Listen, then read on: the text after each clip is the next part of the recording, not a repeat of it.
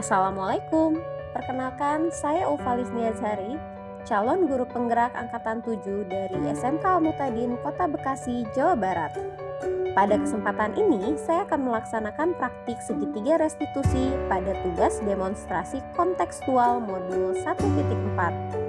Sebagai pengantar, restitusi dikembangkan oleh pakar pendidikan Diane Gosen berlandaskan pada teori kontrol Dr. William Glasser.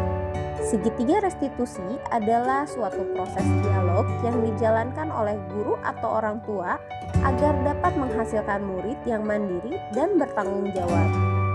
Saat guru berada di posisi manajer, aspek yang dikembangkan pada murid adalah motivasi intrinsik, sehingga penanaman nilai-nilai kebajikan dapat tumbuh dan berkembang menjadi suatu kebiasaan yang positif yang akhirnya membentuk karakter murid.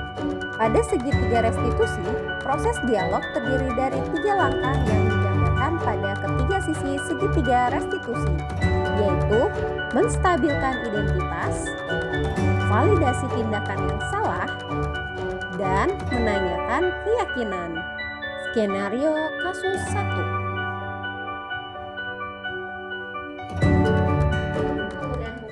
Waalaikumsalam, Bu. Oke, bagaimana kabarnya siang ini? Alhamdulillah baik, Bu. Lulu katanya mau pindah kelompok ya? Iya, Bu. Tapi kalau ibu lihat, Lulu itu satu kelompok dengan Puput. Iya, Bu. Kenapa Lulu minta pindah kelompok? Saya tidak mau sekelompok dengan Puput, Bu. Puput sudah merusak buku yang baru saya beli dengan uang tabungan saya. Lulu dan Puput kalau ibu lihat kalian bersahabat ya? Iya sih, Bu. Kemarin ibu lihat kalian baca sama-sama. Iya, Bu. Kalau kalian bersahabat, kalian punya hobi yang sama ya? Iya, Bu. Nah, di sini kalau kalian punya hobi yang sama, harusnya kalian semakin kompak dong. Nah, kira-kira apa sih yang bikin kalian suka sama-sama? Hobi kami yang sama, Bu, membaca buku. Ya, kalau misalnya kita dipinjamkan barang oleh orang lain, menurut Puput itu gimana?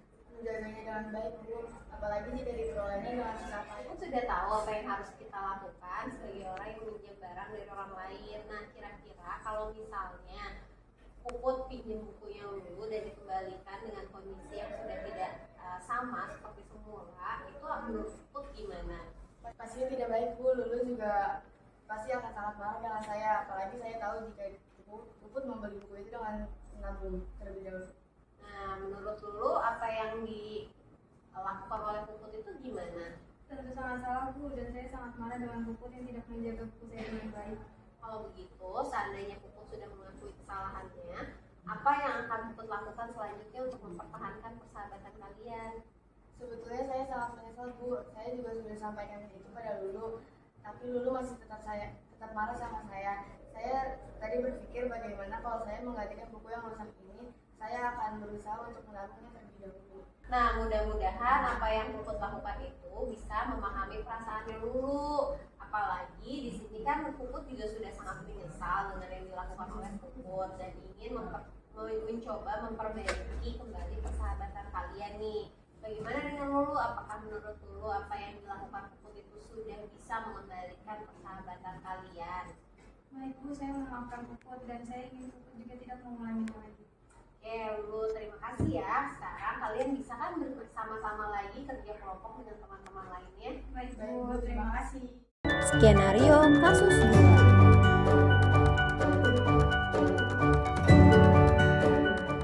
Juli, bagaimana ujian tes kemarin? Apakah lebih sulit? Iya, Bu. Nah, Ibu sering sekali melihat Yuli di buku piket. Sekarang Yuli sering terlambat ya dan suka mengerjakan tugasnya terlambat juga.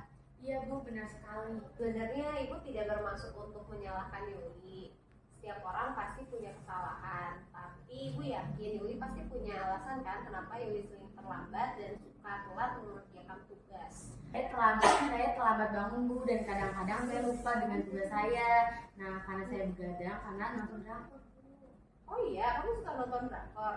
Saya juga suka. Tapi apakah sejak kamu nonton drakor itu kamu jadi suka lupa mengerjakan tugas dan terlambat bangun ya? Iya, Bu. Setelah ujian PS ini, apa yang Yuli rasakan jika tidak mengumpulkan tugas? Saya selalu terburu-buru dan merasa terlambat, dan sekarang jadi banyak ikut remedial. Belum lagi peringkat kelas saya turun drastis, Bu. Nah, betul sekali kan, berarti dampaknya sangat-sangat besar untuk Yuli. Nah, jadi kalau kita tidak bisa mengatur waktu, kapan mengerjakan tugas, kapan harus tidur, kapan waktunya menonton drakor, menurut Yuli selanjutnya harus bagaimana? Apalagi Yuli itu sudah kelas 12 loh, dan besok melakukan ujian akhir. Saya harus kembali fokus dan saya harus lebih mengatur pola pembagian waktu saya.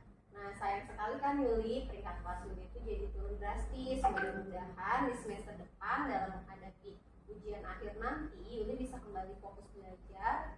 Dan kira-kira keyakinan apa yang menjadi penyebabnya menurut Yuli ini?